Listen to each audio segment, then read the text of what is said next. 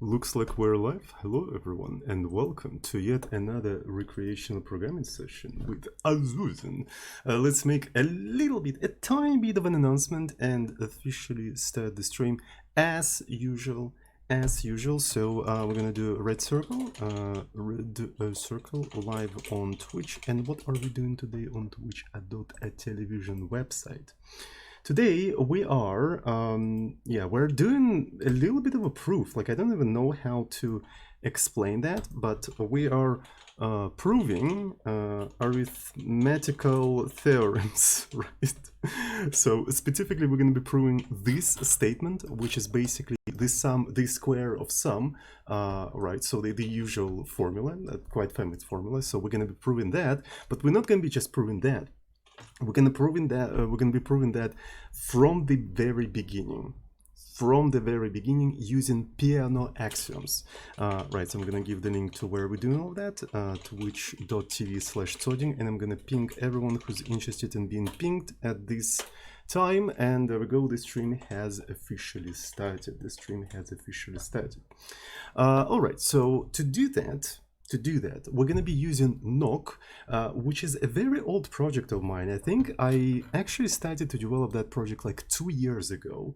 Right, so I started to develop 2 years ago, and then I basically put it on pause, right? So I never abandoned my project, okay? So people have a perception, people been spreading misinformation that I never finished my project and I abandoned them. I never abandoned my projects. I put them on pause. I pause them, then I research and work on something else, and I go back to them, and this is the proof of that, right?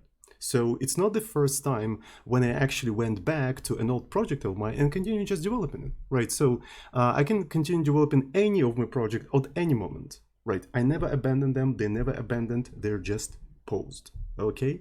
So we're on the same page. So it's an old project of mine, and so I decided to revisit it again. The reason I decided to revisit it again is because I've been doing like a very simple recreational math at my spare time. Like at my spare time, sometimes I like to play with expressions and stuff like that. And I just started to prove things starting from the Peano axioms, right? Then I realized that a lot of things that can be proven starting from Peano axioms, like different properties of sum and multiplication and stuff like that, they could be proven using mathematical induction. And then I got a stroke of genius. I can actually do mathematical induction in Knok, even though I never explicitly programmed it to do that. Which is rather interesting. I can do mathematical induction in this thing, but I never explicitly said, like, this is how you do that. So I just realized that, and that realization actually enabled the whole array of tools to prove a lot of things in a very powerful way. And that's exactly what I would like to explore today, right? So, and we're going to be using the square of sum formula as sort of like a playground to explore these ideas, to explore these tools, so to speak. So let's go ahead and go into the repo of Knok and see how we can use all of that. Right, so the main thing in Knok is its repo. You basically do everything through repo. Right, so, but repo is not particularly very powerful. We are working on a beta repo, but it's in a very intermediate state, so it's not particularly usable right now. So one of the things I usually recommend while using this repo is to use RL wrap, which basically adds a read-line interface to this entire thing, right? So for instance, it allows you to do Control-B, Control-F and navigate and stuff like that. And also it allows you to look through the history and search for the history, even though I never actually explicitly coded any of that stuff into the repo, so you can still do that by using RL wrap. Right. So, and essentially, what do you have in here? You can have some sort of expressions, right? So you can have some sort of expressions like a plus b. So, and what you can do with the expression, you can, for instance, shape it, right? So you can just go ahead and shape it. So I think a little bit more interesting expression would be a plus b multiplied by c, right? So that's a little bit more interesting. And you started shaping the expression. So what you can do, what is shaping? What is essentially shaping? Shaping is basically providing a pattern, a certain pattern, and replacing that specific pattern with something else. For example, you want to swap the operands of specifically plus operation, but not multiplication. What you can say, okay, a plus b, with a capital letter, we denote variables. They're gonna capture a specific sub-expressions, and you're gonna say, okay, replace that with b plus a. Right, and then you have to put a bar in here, and after the bar you have to specify the replacement strategy. And the usual replacement strategy that I use is basically all. So essentially it is going to recursively traverse this entire AST, and every time something matches this specific pattern, it's going to apply that pattern and replace it with this kind of thing. So that's basically strategy all means. There are different other strategies. For example, you can replace the zeroth match or the first match, the second, and so on and so forth. You can basically enumerate all of the matches as it traverses the stuff, but usually you want to do all. And as you can see, it actually swapped these two things. So that's basically shaping. That is shaping. So interestingly enough, you can actually assign different sort of rules of the shaping to some sort of names, right? So for example, this is sum commutativity, right? So we define the rule sum commutativity. There we go, here's the rule. And we can just literally apply just that rule. And we swapped it again. And then we can finish the shaping. So this is what it allows you to do. This is what it allows you to do. So interestingly enough, you can have a lot of different rules. And one of the usual example that I do is this formula of the square of sum. Right, so the square of sum. So let's actually try to sort of like prove the square of sum. So we're gonna have something like a plus b, right, square. Right, and what's interesting is that you can define rules. You can define rules through shaping. Right. So here, what we did, we just did the shaping. Where did we start the shaping? We just did the shaping of some expression. As soon as we finished the shaping, nothing really happened, and we just forgot about it. But you can actually save the shaping. You can take the shaping and assign it to a particular name, and the result of that shaping is going to become the new rule that you can use in other shapings, right? So let's actually define a rule sum of square, right? Sum of square, and start shaping this entire thing. Start shaping this entire thing. Right, the first thing we need to do, we need to sort of like expand this square, right? So let's actually say, okay, so square is essentially something like this, right? So this is basically the definition of square. If you have some variable a that is squared, it is equal to a multiplied by a. So that's basically how we understand the square, right? So we can define this entire thing and we can apply this thing. And as you can see, we expanded this entire stuff. We just expanded it. So now what we can apply the sum multiplication distribution, right? So essentially, a multiplied by b plus c is equal to a multiplied by b plus a multiplied by c. So this is basically the distribution that is defined on addition and multiplication. So let's actually call this thing multiplication sum distribution, right? Sum distribution. There we go. We define this rule. And then we can go ahead and apply this entire thing to our current shaping. And this is what we got. So we're literally mechanically transforming the expressions. We're literally mechanically transforming them. So we could try to apply the multiplication distribution one more time, right? But it's not going to work because there is no match for that, right? So we have this multiplication, but the distribution assumes a to be on the left side. It assumes it to be on the left side. So what we have to do, we have to apply the sum commutativity, right? So the sum commutativity is basically, actually not the sum commutativity, it's multiplication commutativity, right? Because we want to swap around specifically for multiplication, right? And that property is a multiplied by b equal to b multiplied by a, right? So then we can go ahead and apply this entire stuff like so, And as you can see, it actually swapped. This is what we have, and ahead, this is what we have now, which allows me to apply this sum distribution, and boom, this is what we got. This is what we got. So interestingly enough, we have A multiplied by A and B multiplied by B. Right, and we already defined a rule square. Right, but it goes in a different direction, right? So it's basically transform a to the power of 2 to a multiplied by a, but here we have an opposite thing. So what we can do, we can actually apply the square, but in reverse. So any of the rules can be applied in a forward direction and in a backward direction. Right, if you have one rule defined like that, you can apply it the other way. Right, and there you go. We actually transformed a multiplied by a to a squared, and the same with b. So that's pretty cool.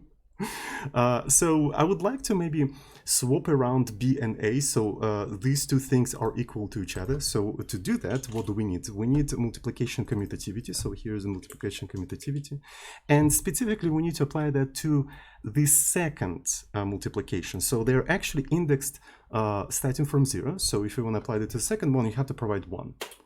There we go. And here we have these two things.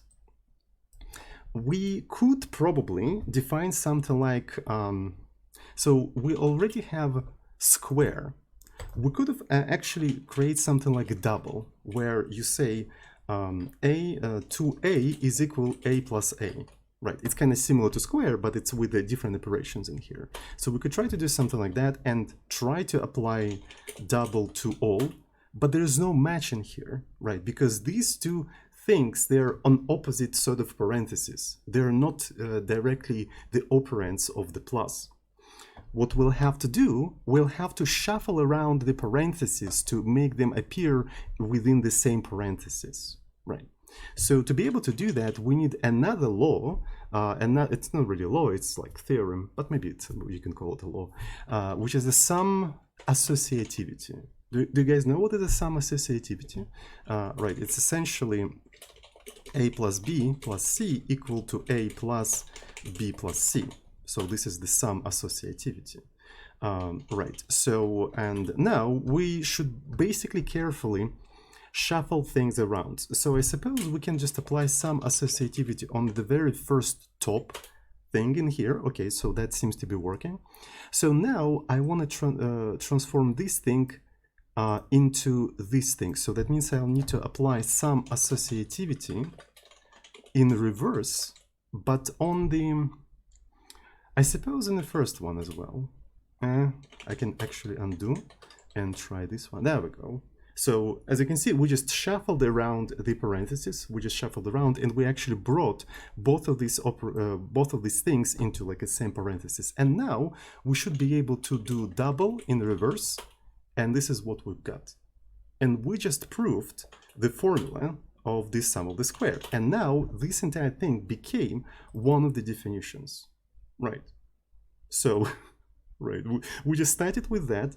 We defined a bunch of sort of like laws. We applied them and transformed them, and now this thing is a new rule that you can use. For instance, if you have something like a plus b multiplied by c, and then this is squared, and you want to shape it, you can just apply this entire thing that we proved, kind of proved directly, and it will apply it as you would expect it. Right. So there you go. And we have this as a bunch of like definitions and stuff like that. And you know what's cool? You know what's cool? You can save all of these definitions to square of sum.knok like this. You can quit it. And if you take a look at what you have in here, you have this file that you can open with Vim. And here are all of the definitions that we had in here. Right. So here they are. And like it also preserves the log and stuff like that. And what you can do, you can start the REPL yet again. You can start the REPL yet again and load sum of square of sum, like so. Right. It will reevaluate everything again. Right. It will trace all of the transformation, and you can basically continue working with the definitions. this is Knok, basically. This is demo of Knok. So, what do you guys think? Right, so it's a very simple thing. It's not supposed to be a proof assistant. It's not supposed to be proof assistant, and actually emphasize on that. Right, so it's not a cog. It's just transforming expressions. That's what it does. It's simply transforming expressions according to certain patterns and defining rules. That is it. It is not supposed to be proof assistant or anything like that. It's just like simply that. But with simply that, you can do a lot of interesting things already. You can do a lot of interesting things. So you can say that we kind of already proved the formula, the original formula that I said that I'm going to prove at the beginning of the stream. But it's not a complete proof. It is not a complete proof. We basically assumed all of these things, right? We basically like declared them axiomatically. But these are very complex axioms. These are very complex axioms.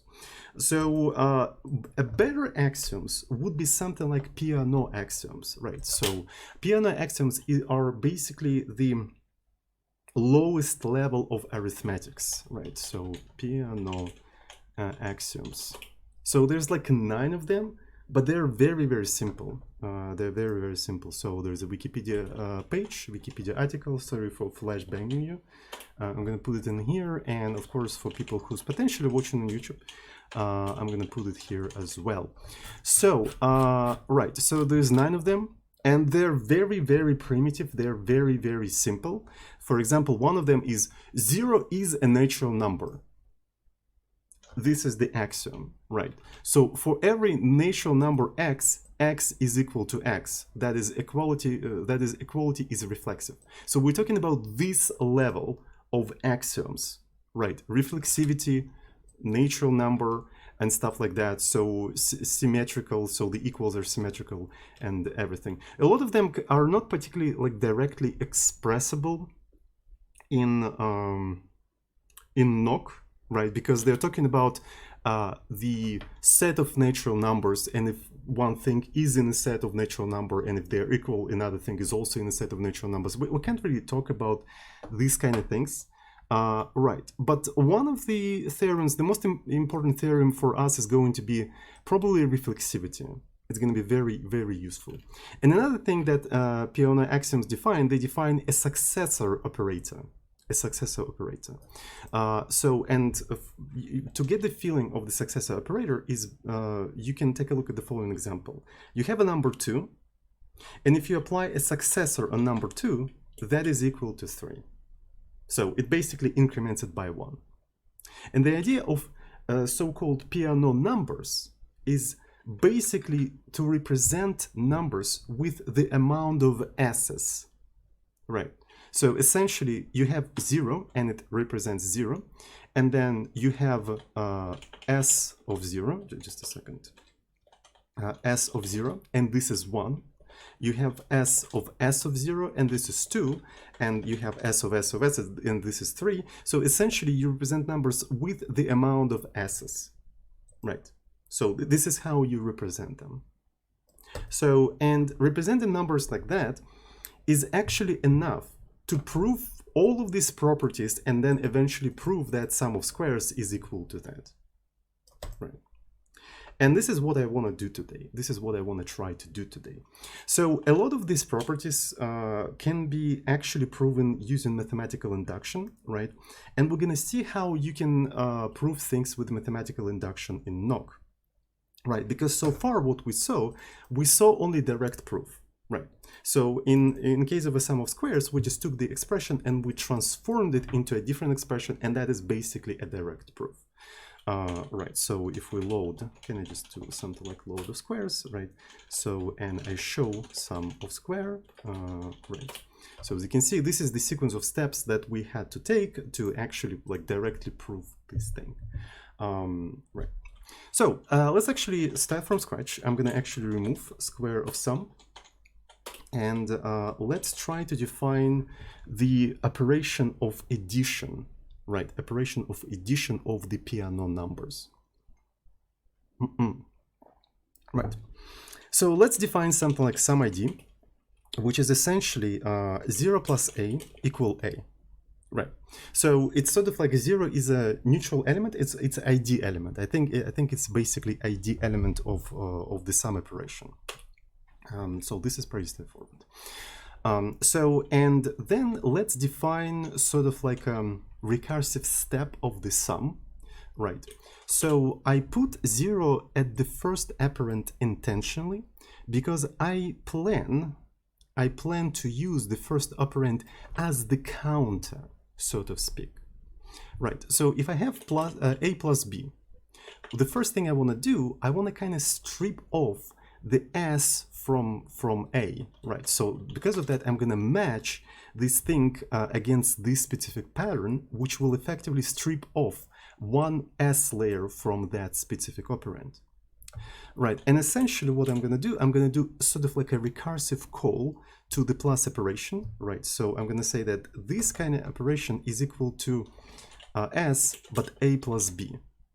So I'm taking that sort of layer of s and sort of like hooking around b.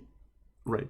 So, and I'm basically grouping these two layers of s's together into a single one, and that is basically an addition. It's kind of like a hand-wavy explanation, but luckily with Knok, you'll be able to literally see how it goes about. Right. For instance, like we just defined a sum operation, right? So I want to add together 2 plus 3, right? Maybe 3 plus 2 because we are using the first operand as the counter, so it's going to be more operation, so it's going to be more spectacular. Maybe we can even say it as the element, right, as the sum test, as the rule, so we can basically replay it and see how it goes. Right, so unfortunately, we cannot work with these symbols directly.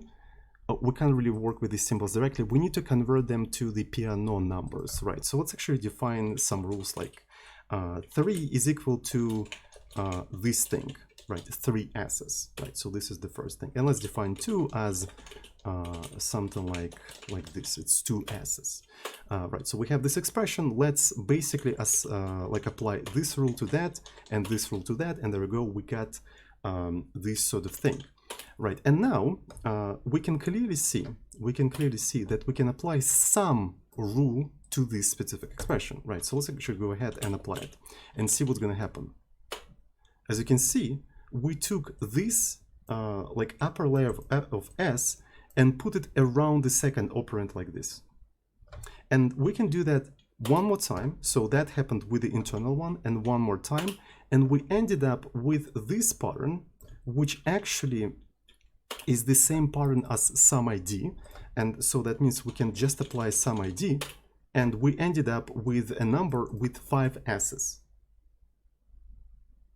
So, but the original expression was 3 plus 2. So we can also define something like 5 equal to that, right? So we can also define 5 equal to that, right? And we can apply that in reverse, and we get 5. We're going to close that, and we can take a look at sum test, and we basically demonstrated that 3 plus 2 is equal to 5. Right. So this is how mechanically the sum operation works using Peano axioms. Right. So when you define natural numbers like that, you can mechanically define sum operations on a very low level. Right, we're talking about very low level of math. This is assembly of math, right?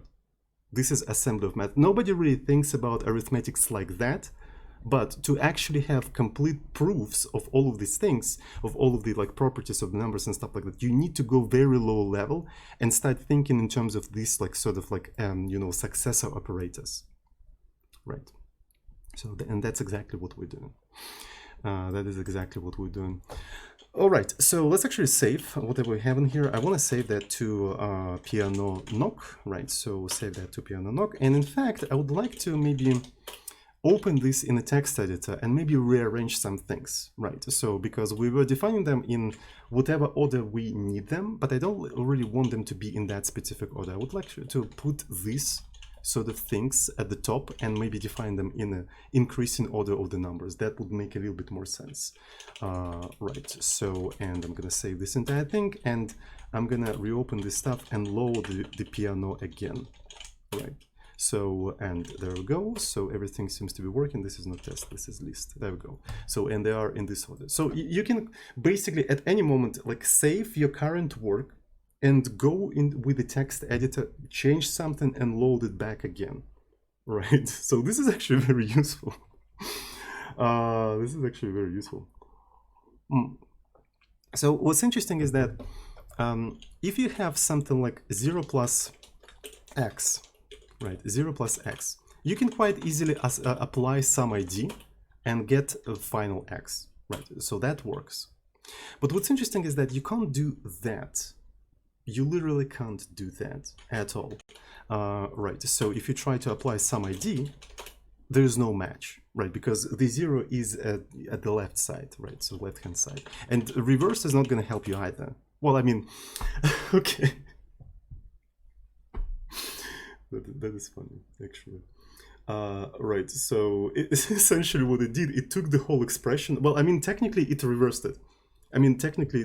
Because if you take a look at the look at the definition, right, it's just anything plus 0, right, is equal to that. So anything, it took the whole expression and just added 0, which is, I mean, technically correct.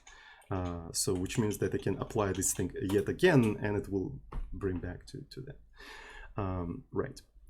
So if we had some commutativity, we could easily demonstrate that they're equivalent. We could just apply the commutativity, but we don't have a sum commutativity. We can't swap things around. Right, so we can't swap things around. So we have to work without this entire stuff.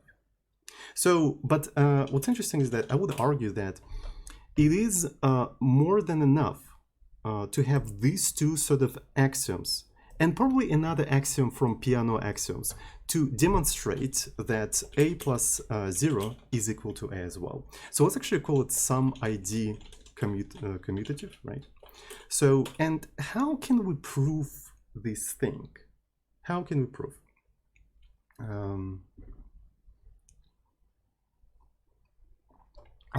So I'm not a mathematician.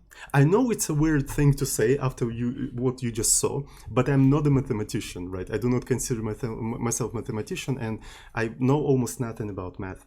But one way I see you can prove that using these things is through mathematical induction. Right. So do you guys know what is a mathematical induction? Mathematical induction. So mathematical induction, it's basically a way of proving a particular statements on all of the sequence. So I think the definition in Wikipedia is better. Is method of proving that a statement P of n is true for every natural number n, right? That is infinitely many cases, P of 0, P of 1, P of 2, and so on and so forth. Am I going to actually put this thing here? Right. And I'm going to put this thing in here as well. So how can we use mathematical induction in here? As you can see, we have one variable a. We can prove that this equivalence holds for a equals 0, for a equal 1, for a equal 2, a equal 3, and so on and so forth to the infinity, right? So yeah, if we can manage to do that, we effectively proved this thing. So how can we do that? So let me see. So usually you do that by defining two things. The base of the induction, right? So let's call it the base. So this is the base of the induction, and so our statement, the statement that we're trying to prove, is a plus 0 equal a, right? Equal a. So I didn't make any mistake in here. So the base of this induction, is going to be a equal to 0, right? So let's just put 0 into a. So what we end up with is 0 plus 0 equal 0. So this is a trivial case. Because we can just use the sum ID. That we had in here to demonstrate that this entire thing is equal to 0. So, and there we go. We actually demonstrated that the base case holds. The base case holds.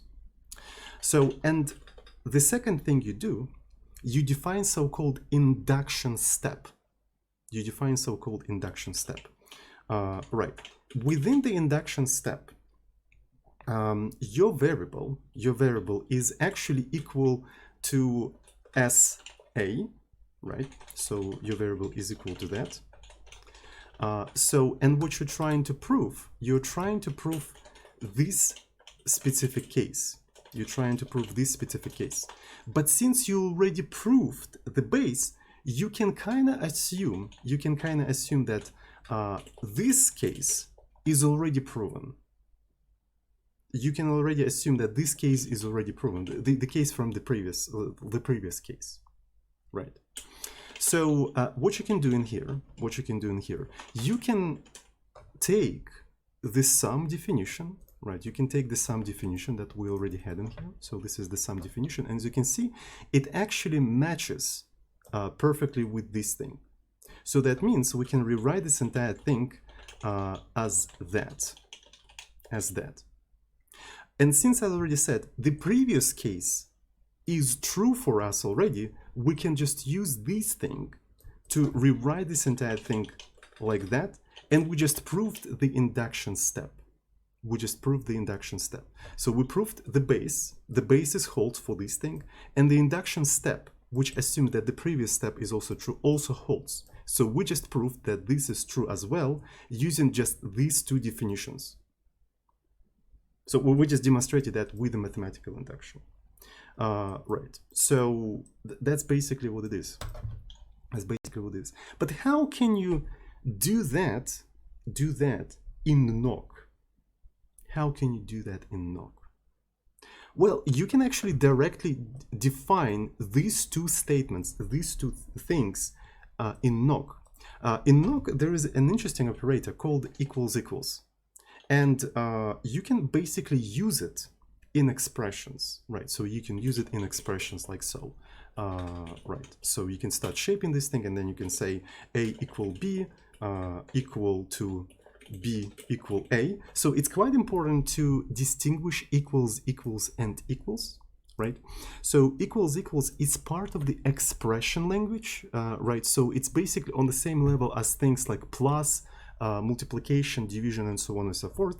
And equals is a special operator for the command language to separate left-hand side and right-hand side of the rule substitution thing, right? So you can, for example, apply it like that. So, and there you go, you just transform this expression. So you can use equals equals in your expressions, which means that you can basically try to transform logical statements.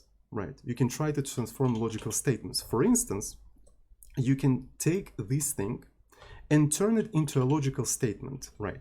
So, so the base of our induction is going to be A equal to 0. Let's actually substitute this thing, right? And let's call this specific rule the base. Let's call it the base. So what we can do in here, we can, as already said again, apply the sum ID directly in here, right? So if you take a look, so sum ID actually fits perfectly to this definition. So we can just do sum ID like so.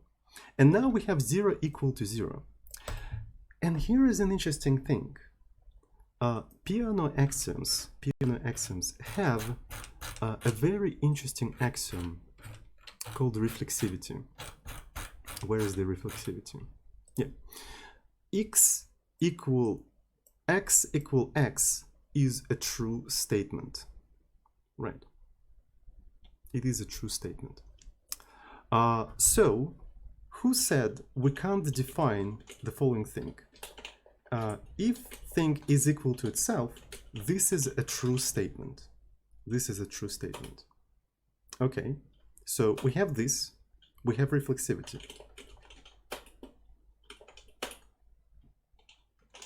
We just proved that this statement is true by mechanically transforming it and using the reflexivity axiom. So, you see what I'm talking about? Now, we can try to prove the induction step. The induction step. So in the case of the induction step, so A becomes like incremented, and this is an expression, right? And we just apply the sum definition, like so.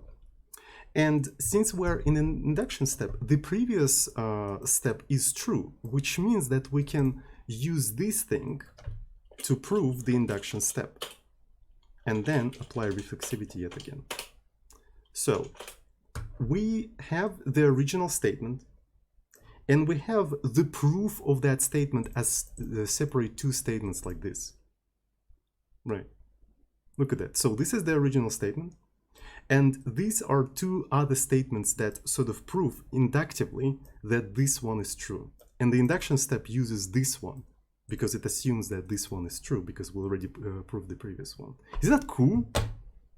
Right. So essentially you can basically sort of like supply proof to other statements like this.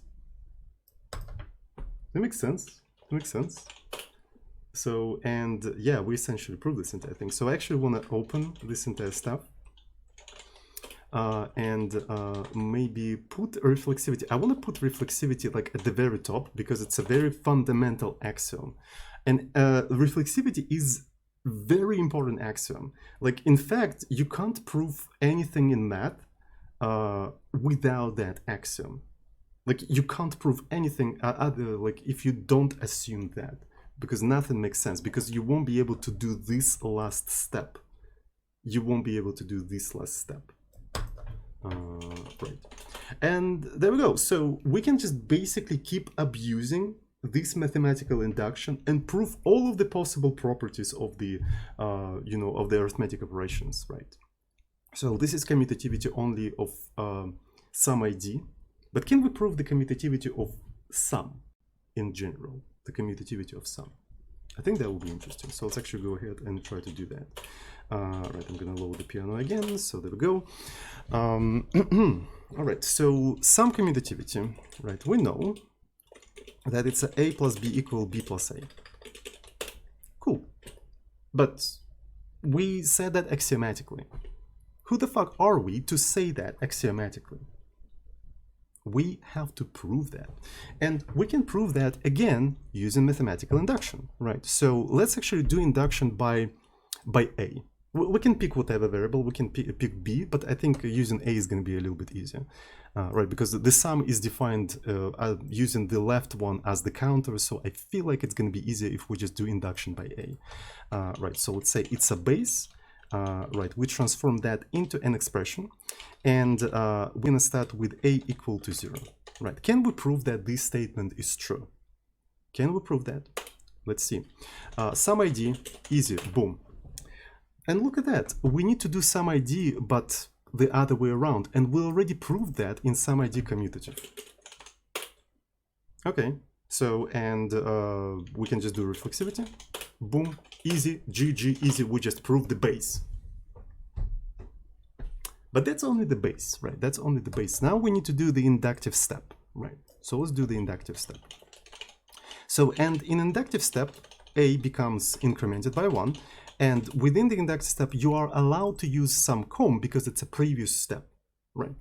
So let's go ahead and just put this thing in here. So what kind of stuff can we use in here? Well, obviously we can use some...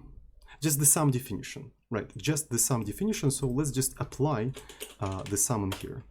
Okay, so that's pretty cool. So what else can we do in here? As I already said, we can use sum commutativity within the inductive step. So that means we can swap around this thing, right? We can literally swap around this thing. So this one is going to be 0th one, this one is going to be first one. There we go.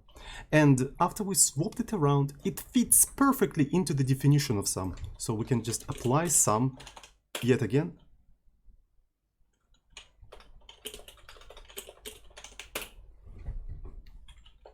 Freaking proved! Whoa, wait a second. I've been watching the VOD back, and I realized that there's something wrong with this entire trickery. Right, even though we're inside of the sum commutative inductive step, and we can assume that sum comm is true for that specific step, this is not how you allowed to apply it, right? So we applied it to this expression, but we are only allowed it to apply to this expression. Something doesn't add up. We can't just apply this thing to here. We need to somehow bring everything so we can apply directly to A plus B and get everything, reflectively equal to each other. So what we actually need in here is a way to demonstrate that this thing is equal to this thing, right? Which is kind of an opposite to the definition of the sum, right? So essentially we need to have another definition of the sum that is like that, but it uses B as the counter, right? So we need to demonstrate that it doesn't matter which operand you use as a counter, you're gonna end up with the same result. So I think we could just basically go with an additional lemma. Let's define sort of like a sum lemma that is like that. And to keep things consistent, I'm actually gonna do it like this. Right, so this is the additional lemma that we're going to have, right? And we can prove that lemma also inductively, right? So it's an additional thing just to prove. So the base is really straightforward, right? So this is going to be the 0, and then we're going to do some ID, I suppose, right? So, and this is reflectively equal to each other, so that's totally fine, right? So, and in here, we're going to do an inductive step now. So this is the inductive step. Boom, right, there we go. I forgot to actually make this thing equal. And let's do the sum definition, the usual sum definition. And in here, as you can see, we have this exact expression as in the original lemma. So we are allowed to reuse the original lemma on that thing. And we end up with the same thing. Right, so we have now this additional lemma that we can use to define this inductive thing, right? So let me first delete whatever we got in here and try to do this thing one more time. So we're going to do the usual sum thingy and also sum lemma, right? So this is sum lemma, and as you can see, we got the situation where we literally have A plus B in the original sum comm and A plus B in here, right? So we can just apply this thing to the 0 one, and this is reflectively equal to the original thing. So this is how I should have proved it, but for some reason on the stream I didn't realize that, right? So, but even though it doesn't really hurt, right? So you just add an additional lemma and you move on, I suppose. So let's move on with the video. So this is commutativity, very useful property of addition. So another useful property of addition is probably associativity, right? As I already said, associativity is a very useful one. So let's define it. Associativity, A plus B plus C equal to A plus B plus C.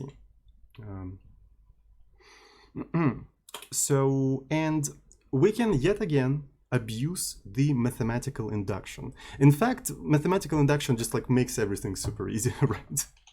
So we're gonna start with the base, right? And what variable we're gonna induct by? I think we're gonna induct by A as well, right? So let's actually replace A with 0. So this is the base. It's all about the base. Do you see what kind of stuff we can apply in here? So it's pretty obvious. Sum ID.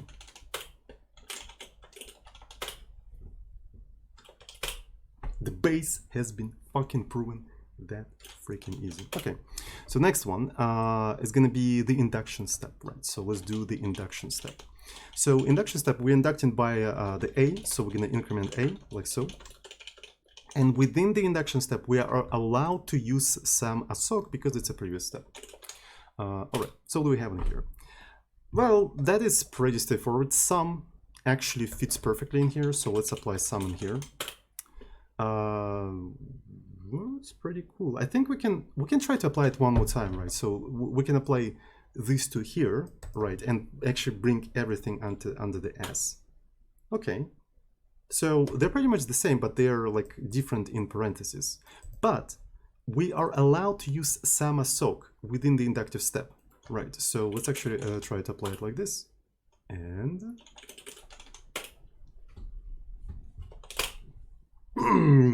we proved both of the properties of the sum, commutativity and associativity. All of them, we just proved them inductively, starting from the Peano axioms.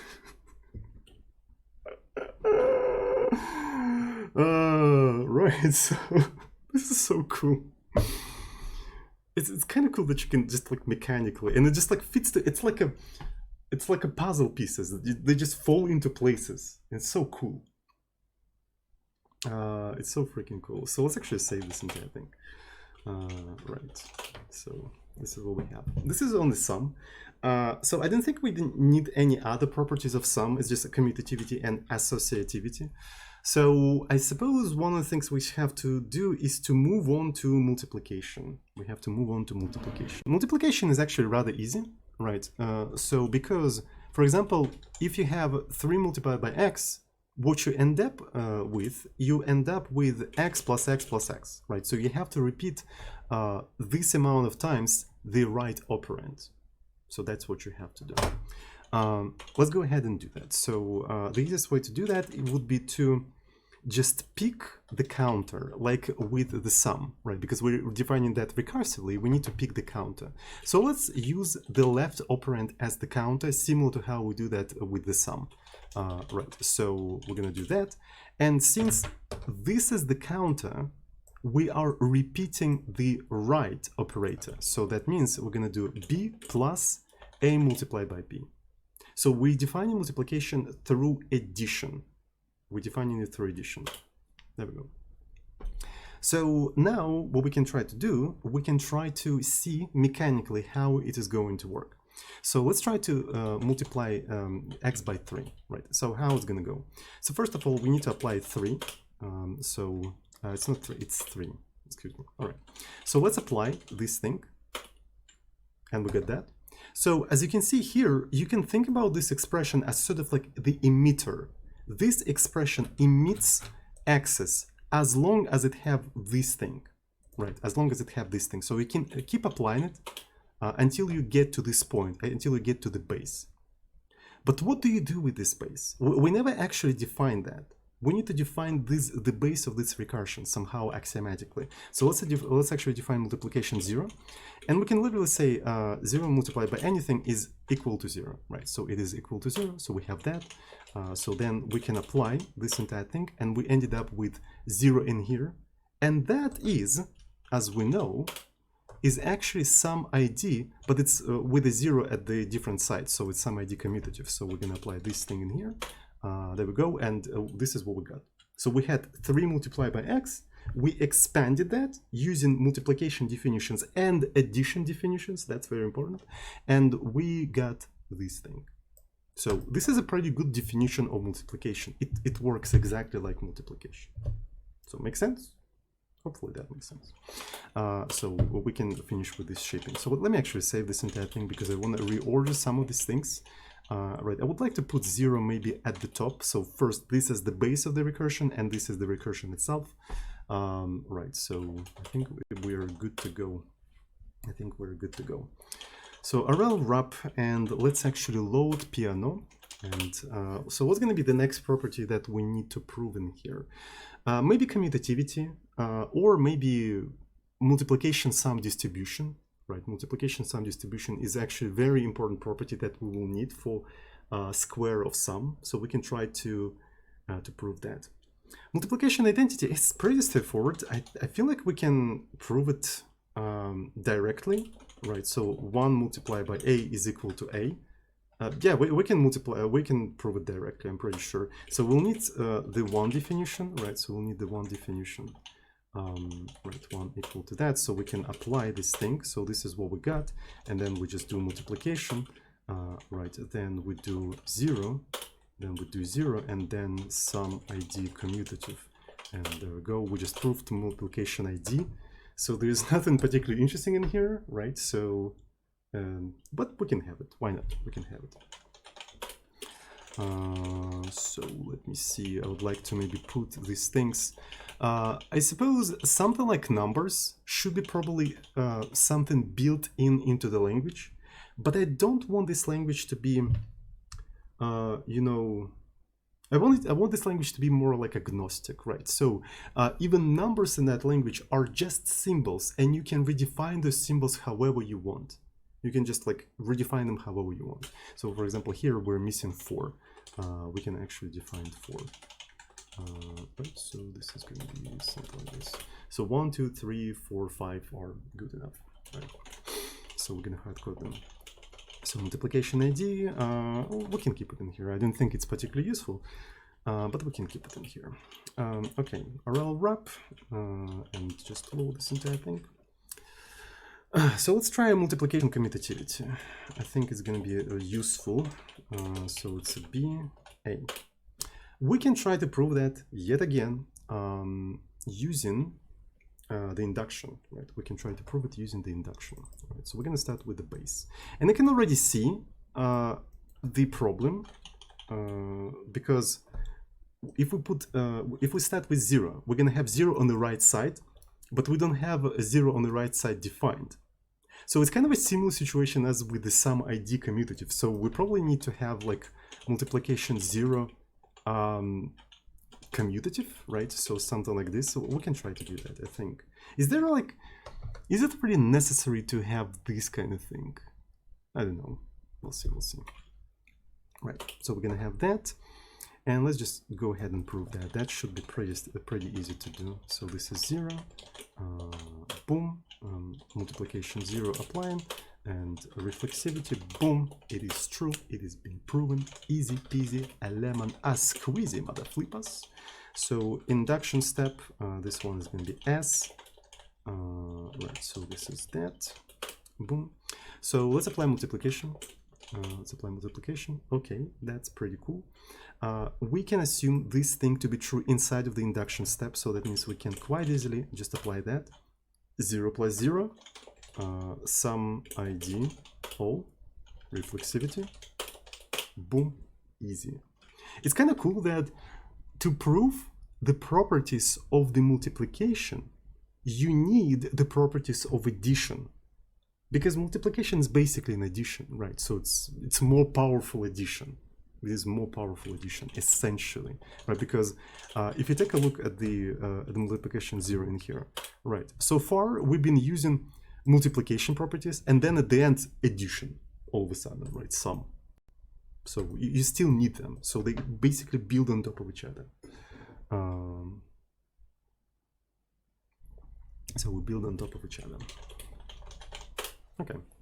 So since we defined this specific thing, we can now try to go ahead and do the same stuff for multiplication commutativity. We're going to start with the base. So this is going to be 0. And now, since we have the right-hand side defined in here, we can just quickly do that. So we can do multiplication 0 for the first one, and then for the other one, easy, reflexivity, the base has been proven, easy. So what about the induction step? So this is going to be induction. So we inducting by A, right? So we incrementing it like that. So let's do multiplication for all of them. Okay, so that's pretty cool. So we can move around these things. So we need to actually swap around this stuff. So this is going to be 1.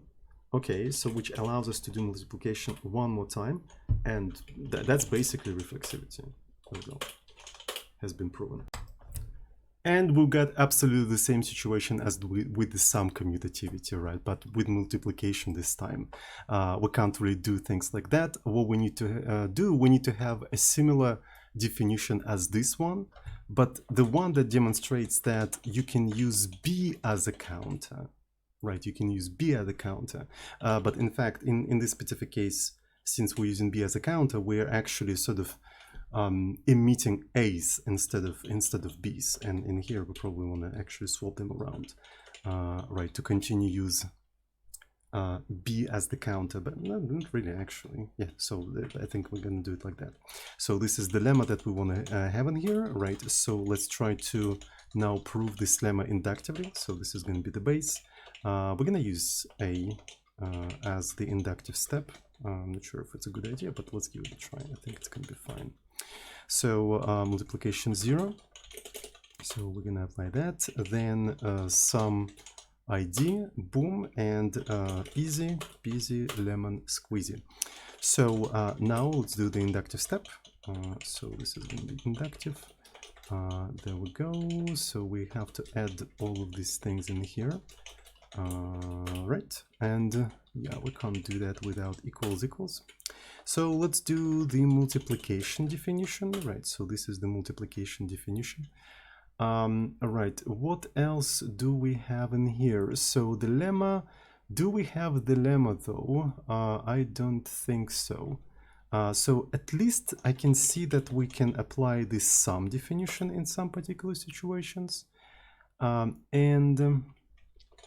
So the original lemma is, yeah, we can see the original lemma in here. So a multiplied by SB and a multiplied by SB. So that means I can actually apply this lemma at the first one. There we go. And basically I've got the original thing, except I need to sort of remassage the, you know, the parentheses and stuff like that. So, but that's already about the sum distribution, associativity, right? So let's actually apply it to here. Maybe I have to do that in a reversed order. So this is the reversed order. Then some commutativity, right? So this is going to be, no, actually not this one. It has to be the first one. There we go. And then some associativity, I suppose, the zeroth one. Though, yeah, it has to be probably not a reversed one. There we go. And as you can see, these two things are reflexively equal to each other. And there we go. We just proved that multiplication lemma. Right. And we can try to now prove that induction step. So I'm going to remove that. So, and let's go ahead and just simply prove that. So I'm going to do multiplication, right? So we'll get multiplication. And also let's do multiplication lemma. Right, so we got this kind of thing. And right, so, and we have already directly the expression that we can apply for multiplication commutativity. So this is going to be this one. And there we go. We just proved this thing more or less correctly, right? So it requires additional lemma. So it's kind of like a symmetrical situation as with the sum, which makes me think maybe all of that is redundant. So maybe I'm defining too many lemmas and too many theorems. I don't really know. I'm not really a mathematician, so maybe all of that is super redundant. So please let me know in the comments if you can actually, you know, demonstrate all of that a little bit more simpler, right? So, but that's basically my take on the whole thing. So let's move on with the VOD. So I would like to also have multiplication sum distribution. So that's another interesting thing that I would like to have in here. Right, so this is going to be essentially a multiplied by b plus c is equal to ab plus ac. That's a very important property. That is a very important property. We yet again can prove it inductively, inducting by a. So this is going to be the base 0, 0, 0. You can already see that it's very easy to prove, like everything multiplied by 0. We already have multiplication by 0. This base is done. This base is straight up done. You can literally see that it's super easy to prove. So multiplication 0 in one, we're gonna prove that in one shot. We're gonna just prove that in one shot. Bam! Fuck, I forgot about the plus. I was hoping that it's gonna be like a one-shot proof, like just apply the multiplication 0 definition. Is going to be, we still need to do plus. God damn it, right? So it's a sum ID, right? So, and of course, reflexivity, sure, right? But it looked so easy, right? It looked so easy. So the induction step. What about the induction step? So this is going to be that. So, and we have to induct all of the a's in here. We have to induct all of the a's, and this one is going to be equal to that. Debated by yourself, lol. Yeah, exactly. So what we can do in here, well, we can probably start with just applying the definition of multiplication, right? So this definition like seems to be pretty straightforward. So let's apply to all of them and see what's going to happen. Okay, so I can already see that we can apply the assumed distribution in here, right? So this is basically the direct definition from here, and see what's going to happen. So, okay, so they are basically equivalent. You can already literally see that those things are basically equivalent to each other. We just need to massage the addition distribution, addition associativity to bring them to the same thing. You can already see that. It's just a matter of massaging the parentheses and stuff like that. So let's go ahead and do that.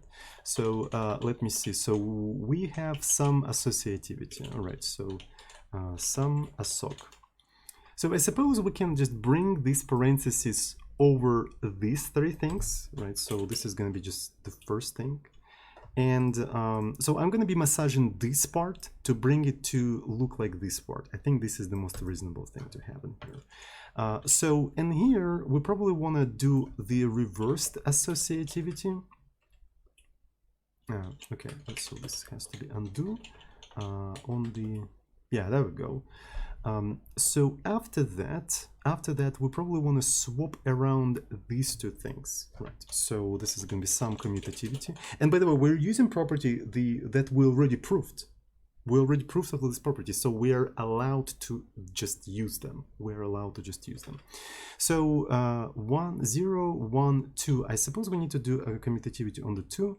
And there we go. So that seems to be working. So now we need to remassage. So as you can see, they are in the same order as on the right-hand side. So they are already on the right order. So some associativity. So we need to apply it like that. All right, and then we need to reapply it like that. And these two things are equivalent. We can check that it is true.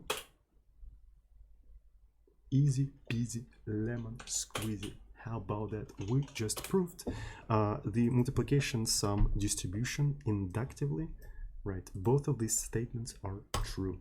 That was a little bit difficult, actually, so you had to be super careful with this one, right? So you had to like be very precise. Notice how quite often we just use all, right? So we just use all, but here you have to be super precise. You have to precisely say which sub-expressions you have to replace, and that's a little bit difficult, right? And I was thinking about better ways of indexing the sub-expressions, right? So I think this is something that I want to fix in a new version of REPL.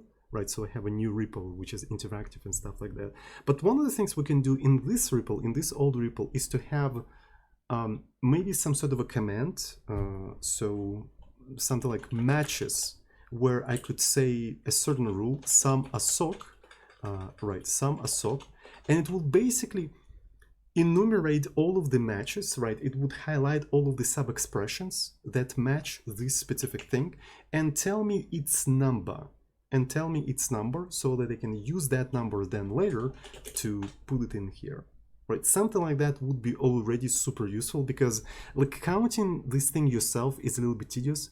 Luckily, you can just experiment. You can just do 0, and then if it didn't work, you can always undo and try a different one, right? So you can kind of do that, but it's a little bit of a friction.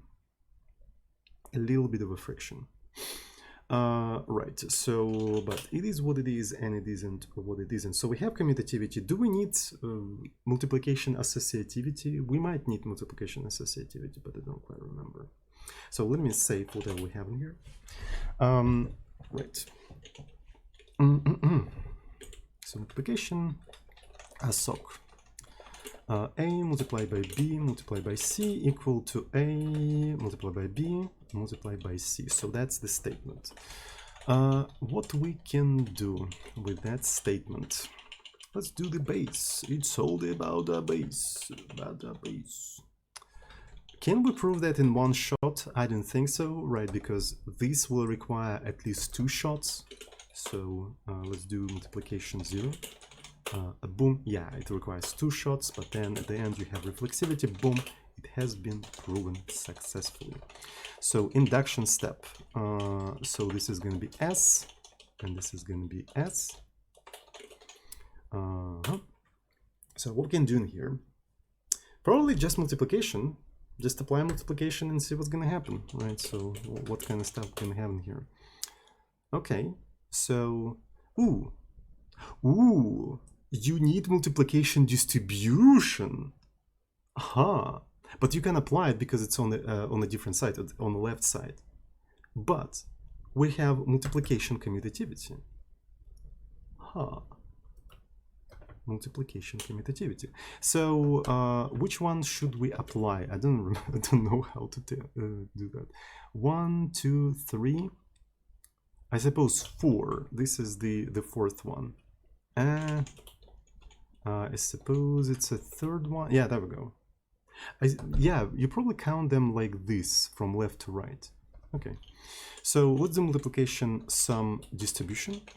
It's going to be, I think I can just do 0. There we go. And that's basically it.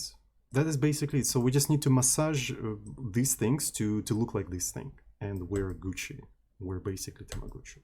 You're ready to massage the expressions a little bit? So that's what we do on the Reordering channel. We're massaging the expressions. So multiplication commutativity, so let's just apply it to the 0th one. So we're kind of done with these two things. So everything's fine. So, and we need to bring C to here. In fact, we have to, yeah, it's kind of interesting. So let's do multiplication commutativity. Multiplication commutativity 0, 1, 2, right? So this is going to be 2. Okay, CB. Multiplication associativity. So it has to be reversed, but it has to be. Wait. That's very weird. Okay, so that worked. That actually worked, and I suppose we need to do multiplication commutativity on the first one. No. On the 0th one, no. Second one, there we go. All right, multiplication associativity. Inverse one. Whew. Okay, I think we're done. So that's basically reflexivity. Boom, dab, dab, dab. First try. Look at that. Another quick remark, I could have actually done all of that a little bit more clean, right? So what I could have done, I could have just swapped these two things, right? So I could do multiplication commutative, and I think it's 0, 1, 2, 3, 4. It's the fourth one, right? There we go. And then I could have just apply the multiplication associativity to this one, right? Just 0. And get both of the sides equal, except this one as well, right? I can do multiplication commutativity on the very first one, and there you go. I basically got these two things equal to each other, right? So that would have been a little bit more clean. I went to a very different route, and I don't know, it was not particularly satisfying when I was looking back to the what. Anyway, so let's go back. So I think we proved everything with multiplication, right? So is there anything else? But maybe if there is something else, we don't really need it anyway. So another thing that we need in here is the definition of power, right? Because we're going to be raising the sum into the power of 2. We're going to be raising the sum into the power of 2. Let's just go ahead and define the power. So a to the power of, yeah, so in case of a power, it is super easy to decide who's going to be the counter. Power is basically the same as multiplication, but it uses multiplication instead of addition. You see what I mean? So essentially, right, you have the power itself as the counter, right? And you just keep replicating things like that. You just keep emitting ace.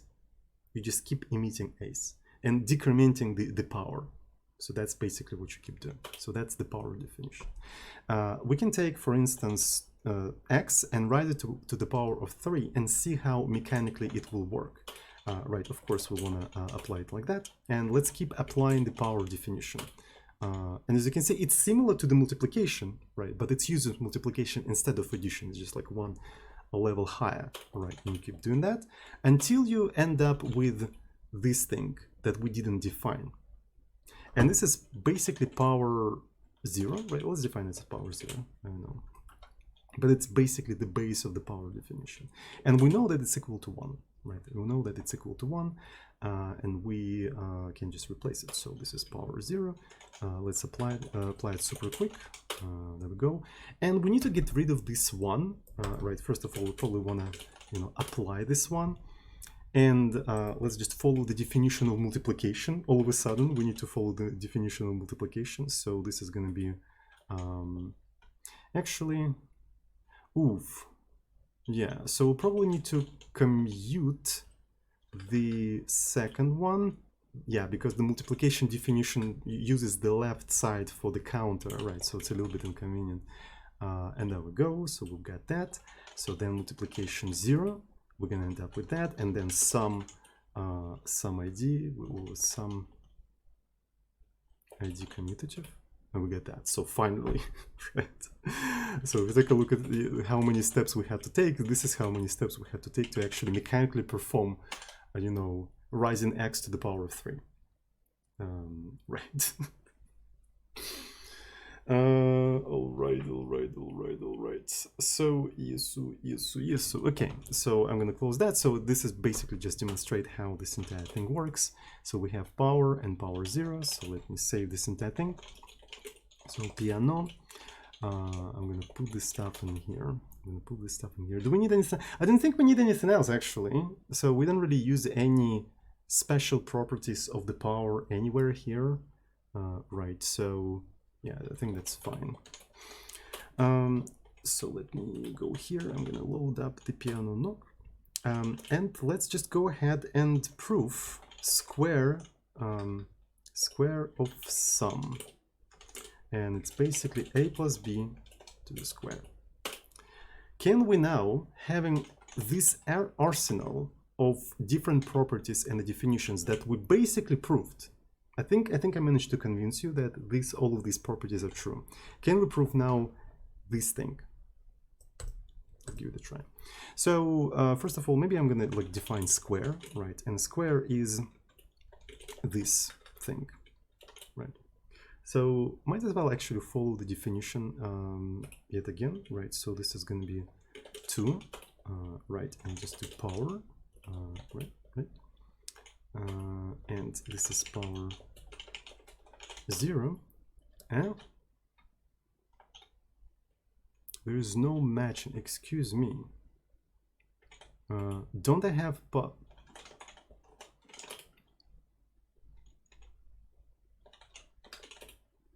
so here it is, pole 0. Why there is no match in here? Why there is no match? I'm an idiot. Okay. Because, okay, I see.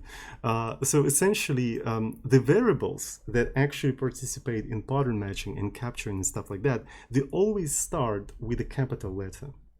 I accidentally used a small letter in here. And small letter is just a symbol. It's not a variable. It's not a variable. It's a symbol, right? So... all right, so what I have to do, I probably have to delete power 0, right? So I can delete power 0, and I can actually redefine it quite easily. So I can just say something like this. Right, there we go. So now I should be able to apply this thing one more time. There we go. And I think, yeah, didn't we define multiplication ID? Yeah, we actually define multiplication ID, so I don't have to go through all of that. But multiplication ID is on the other side, so we need to do multiplication commutativity, right? So on the first one, and then multiplication ID on the 0th one, and there we go. So this is what we managed to prove. And right, so we have a square in here. And now we can apply that square to the current thing that we're trying to shape. So it's kind of cool that you can do nested shapings, right? So while you're shaping one expression, you can realize, oh, I need to prove another thing. So you can start another shaping, and once you're done with that, you can go back to to the previous shaping that you had. So they're literally nested. We organized this stack of shaping. So yeah, so I basically defined square while I was defining the square of sum, so which is rather convenient. So all right, so here we can have multiplication sum distribution, right? So this is what we want to apply in here. So that's pretty cool. So now we need to swap these things around like so, and apply the sum distribution one more time. Yeah, that's pretty cool. And we can apply squares again, but in reverse. And yeah, we kind of, you can feel that we actually went full circle, right? This is something that we were doing at the beginning of this of the stream, but now all of these properties, we literally proved them. At the beginning of the stream, we were using them axiomatically. We just claimed that they are true, right? But now we know that they are true. We proved, we demonstrated that. Isn't that bogus? I think that's pretty freaking bogus. So now we need to massage all of these things around, right? So let's actually swap this thing, right? So this is the multiplication, commutativity, and I want to apply it to the first one. There we go. So let's do addition, so sum associativity, right? So this is going to be on the first one. Then we need to inverse it on the first one. I keep making the same fucky wacky. There we go. So now we need to bring these two things together. So maybe we can define double, right? And double is basically a. Right, so let's actually shape it super quick. Let's actually shape it. Let's apply it to 2. Then multiplication, right, so this is multiplication, multiplication, then multiplication 0. Yep. And addition, sum ID. Yeah, sum commutative 1. I could have just sum ID commutative. I don't know why I did it like that, but I think I'm just tired. All right, so we have double. We basically proved it. What we have in here, I can just do double, but in reverse. Right, I can just do double, but in reverse. And we just proved square of sum. Right, here it is. That was a direct proof, but this is something that we did at the beginning of the stream. But now this is a complete proof starting from Peano axioms. Right, and it took 150 lines, almost 150 lines, right? So these are all of the steps, right? And we can actually run it again, run the entire proof again, and it actually goes through all of these definitions and basically demonstrates that all of that is true, right? It traces all of the transformation that we've done. Right, so yeah, this is kind of cool. When I was developing Knok, I wasn't thinking about how I'm gonna do mathematical induction in this language. I just accidentally discovered, oh yeah, you can just do it like that. Why not? And it kind of demonstrates inductively that this thing is true, and you can kind of treat it as a proof, right? So yeah, and if you keep applying mathematical induction, you can prove like a lot of things starting from Peano axioms. So that's pretty cool. And I want to make this a part of the standard library, right? I want to make this as part of the standard library because reflexivity is probably a very important thing to have, right? So basically any proof should end up with reflexivity, right? So if you're making like some sort of a statement of one thing equal to another thing. So I'm still thinking whether I want to do this kind of stuff automatically in the language, right? So hard code this kind of stuff in the language, but I'm not kind of sure, right? Because I want this language to be sort of abstracted away from the actual math, right? So all of these things are just symbols. They're just symbols, and you are the one who gives them the meaning, right? You are the one who gives them the meaning. So that's a bit faster than principal mathematical proof of 2 + 2 = 4. Can we, by the way, prove that 2 + 2 is equal to 4? Can we prove that? Let's actually see. Right, like having all of these things in here. So, right, so RL wrap load Peano. So 2 + 2. 2 plus 2. Can we prove that? Oh, yeah, there we go. And so let's just keep applying the sum definition and sum ID.